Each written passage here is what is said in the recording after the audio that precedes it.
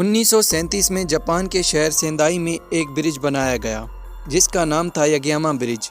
इस ब्रिज के तामीर होने के कुछ साल बाद इस ब्रिज पे ऐसे वाक़यात पेश होने लगे जिनसे पूरा शहर खौफ में मुब्तला हो गया।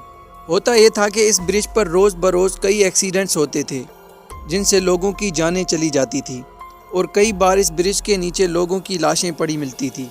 ऐसे कई केस पुलिस के पास आते रहते थे, मगर वहाँ की पुलिस का कहना होता था कि गाड़ियों की तेज़ रफ्तारी और अंधेरे की वजह से एक्सीडेंट्स होते हैं और ब्रिज के नीचे जो लाशें मिलती हैं वो लोग ब्रिज पर आकर सुसाइड कर लेते हैं। मगर उस ब्रिज की कहानी शायद कुछ और ही थी, जो कुछ लोग तो जानते थे मगर कुछ लोगों से छुपाई जा रही थी। एक मासाओ नाम के शख्स ने उस ब्रिज पर आंखों देखा हाल पुलिस को सुनाया तो पुलिस ने उस पर यकीन नहीं किया। उस शख्स ने पुलिस को बताया कि मैं कई बार यगियामा ब्रिज से गुजरा मगर कभी कुछ मैंने वहाँ होते हुए नहीं देखा और ना ही मेरे साथ वहाँ कभी कोई वाक़या पेश आया। मगर जब कल शाम में वहाँ से गुजरने लगा तो मैंने देखा कि एक कार बीच रास्ते में खड़ी है।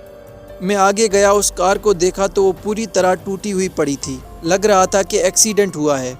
मैं गाड़ी से उतरा, पास गया मगर वहाँ कोई भी शख्स मौजूद नहीं था। जब मैंने आसपास नज़र घुमाई तो मैं हैरान होकर रह गया।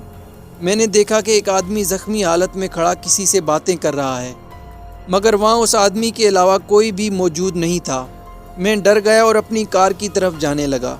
मैंने दोबारा पीछे मुड़कर देखा तो वो शख्स पुल पे चढ़ा और नीचे कूद गया। मैं फ़ौरन गाड़ी में बैठा और पीछे की तरफ जाने लगा। मुझे दूसरी गाड़ी के आने की आवाज़ सुनाई देने लगी, मगर वो कोई दूसरी गाड़ी नहीं थी, वही गाड़ी थी जो एक्सीडेंट हुई खड़ी थी। उसे किसने चलाया वो मैंने नहीं देखा, मगर वो गाड़ी स्टार्ट हुई और वहाँ से चली गई। मुझे कुछ समझ नहीं आ रहा था। कुछ वक्त तो मैं अपनी गाड़ी में बैठकर सोचता रहा कि आखिर ये सब क्या है। इससे पहले कि मेरे साथ कुछ होता मैं फ़ौरन वहाँ से चला गया और पूरी रात उस वाक़े के बारे सोचता रहा। पुलिस को ये सब सुनकर समझ नहीं आ रहा था कि यकीन किया जाए या नहीं। पुलिस को वहाँ से कई दिन बाद कई लाशें मिलती थी, मगर जापान में सुसाइड केसेस ज़्यादा होने की वजह से पुलिस उन केसेस को भी सुसाइड करार दे देती थी और केसेस को क्लोज़ कर देती थी।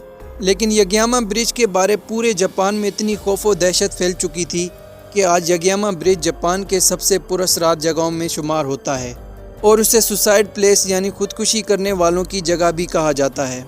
मगर कई लोग आज भी कहते हुए आ रहे हैं कि वहाँ गैबी मखलूक़ात मौजूद हैं और वहाँ होने वाले हादसात और लोगों की अमवात के पीछे उन्हीं का हाथ है।